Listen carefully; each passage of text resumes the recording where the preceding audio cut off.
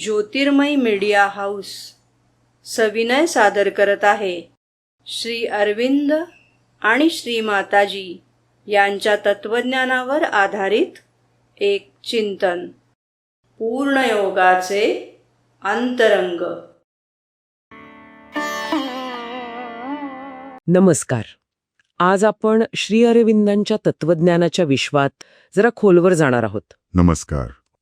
आपल्याकडे जे संदर्भ आहेत ना, ते अस्तित्व, चेतना आणि मानवी उत्क्रांतीच्या पुढच्या टप्प्यांविषयी काहीतरी खूप रंजक विचार मांडतात. हो, अगदी. आपला उद्देश फक्त माहिती घेणं नाहीये, तर त्या विचारांमधलं सार काय आहे ते समजून घ्यायचंय. बरोबर. आणि श्री अरविंदांची मांडणी म्हणजे जरी ती प्राचीन भारतीय विचारांवर आधारलेली असली तरी तुझी दिशा भविष्याकडे आहे. अच्छा. सुरुवात होते त्या कल्पनेतून की या दिसणाऱ्या जगाच्या पलीकडे एकच अंतिम सत्य आहे, एकच चेतना. म्हणजे आपण सगळं काही त्या एका सत्याचा भाग आहोत. अगदी. पण आपण स्वतःला वेगळं समजतो, हो ना? संदर्भ सांगतात की हे अज्ञानामुळे होतं. बरोबर, अज्ञान.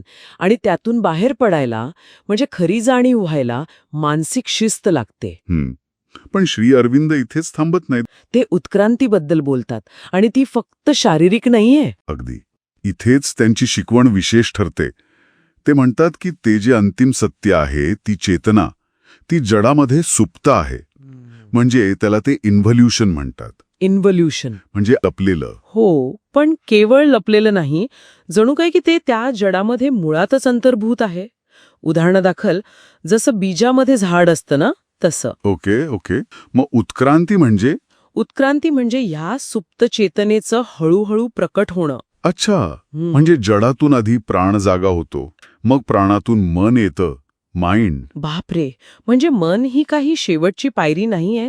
आपल्या नेहमीच्या विचारानुसार तर मनच सगळ्यात वरचं वाटतं. नाही, त्यांच्या मते नाही. हाच तर क्रांतिकारक विचार आहे. खरंच. मग मनाच्या पुढे काय आहे? आणि हा त्यांच्या तत्वज्ञानाचा गाभा आहे म्हणायला हरकत नाही. तो पुढचा टप्पा म्हणजे अतिमानस, सुपर माइंड. अतिमानस. श्री अरविंद अगदी ठामपणे सांगतात की अतिमानसाचा विकास होणं आणि त्याचा पृथ्वीवर आविष्कार होणं ही उत्क्रांतीची पुढची अनिवार्य पायरी आहे. अनिवार्य म्हणजे ती होणारच. त्यांच्या तत्वज्ञानानुसार हो. आणि हा अतिमानस म्हणजे फक्त जास्त बुद्धिमान मन नाही. मग काय आहे? ती एक वेगळीच चेतना आहे. आपलं मन कसं तर्काने तुकड्यांमध्ये विचार करतं तसं नाही. अच्छा. म्हणजे ही पूर्णपणे वेगळी क्वालिटी आहे अस्तित्वाची. अगदी. आणि याच अतिमानसामुळे जगातलं जे अपूर्णत्व आहे, जे दुःख आहे, ते जाऊन दिव्यत्व पूर्णपणे प्रकट होईल असं ते म्हणतात. हे सगळं खूप मोठं वाटतंय ऐकायला. पण मग हे सामान्य माणसाच्या आयुष्यात कसं येईल?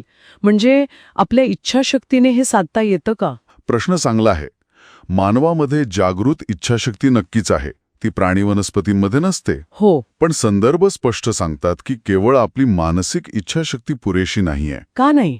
हे फक्त दृष्टिकोन बदलणं नाहीये, तर आपल्या अस्तित्वाच्या मूळ ढाच्यातच बदल होणं, आपल्या जाणीवेतच, मनाचं त्या उच्च अतिमानसिक तत्वात विकसित होणं. बापरे, हे तो खूपच गहन आहे.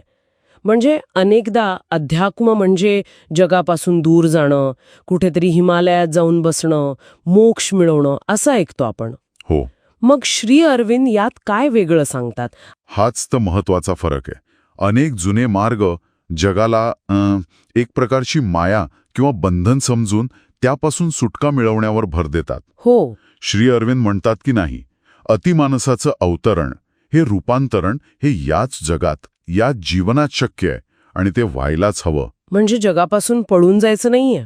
अजिबात नाही. उद्देश फक्त वैयक्तिक मुक्ती नाही, तर मनाचं जे अज्ञान आहे, त्याच्या मर्यादा आहेत, त्याची जागा अतिमानसिक सत्य जाणीवेने घेणं. अच्छा.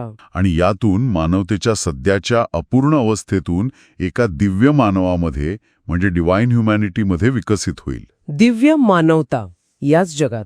हो. आणि यासाठी त्यांनी पूर्णयोगाची पद्धत सांगितली, ज्याद्वारे आपण स्वतःला त्या उच्च चेतनेसाठी तयार करतो, ग्रहणशील बनवतो. अरे वा. म्हणजे हे फक्त स्वतःपुरतं नाहीये तर? नाही. हे तर संपूर्ण मानवजातीच्या आणि पृथ्वीच्या सामूहिक भविष्याबद्दलचं एक मोठं स्वप्न आहे. फक्त स्वतःचा मोक्ष नाही तर जगाचंच रूपांतरण. अगदी बरोबर. त्यांच्या विचारांचा रोग हा भूतकाळातील ज्ञानाचा आधार घेतो, पण तो भविष्यातल्या एका मोठ्या शक्यतेकडे आहे. कोणती शक्यता? तीच मानवाच्या अतिमानसिक अवस्थेकडे उत्क्रांत होण्याची शक्यता. हे फक्त एका व्यक्तीसाठी नाही, तर संपूर्ण मानवजातीसाठी आहे. आणि हा विचार खरंच आपल्याला थांबून करायला लावणारा आहे की जर आपलं हे सध्याचं मन ही उत्क्रांतीची शेवटची पायरी नसेल, तर आपल्या सध्याच्या मर्यादा, आपले संघर्ष, आपली अपूर्णता या सगळ्याच्या पलीकडे जाऊन एका पूर्णपणे वेगळ्या, जास्त खऱ्या, जास्त आनंदी अस्तित्वात विकसित होण्याची शक्यता आपल्यासमोर असू शकते का? नक्कीच विचार करण्यासारखा मुद्दा आहे हा.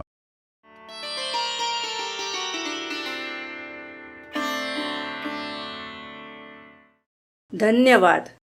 उद्या पुन्हा भेटूया आपल्या ऑरो मराठी चॅनलवर.